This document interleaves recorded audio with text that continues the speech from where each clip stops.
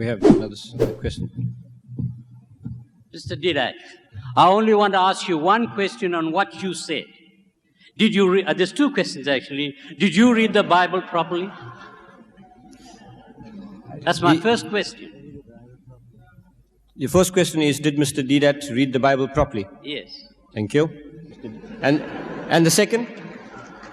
When he answers that, I'll ask him the second one. All right, Mr. Deedat, please. Okay, he'll answer your first question. Thank you. In all humility, I can only claim in humility that I think I did read the Bible properly.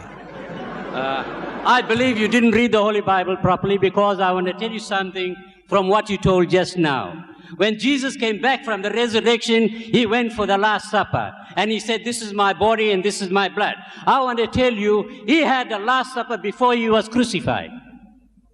Thank you. Do you agree or do you not? Why do you try and get Jesus into the picture every time, even when you haven't read the Bible properly? Okay, thank you. Mr. Deedat will take those comments. Thank you.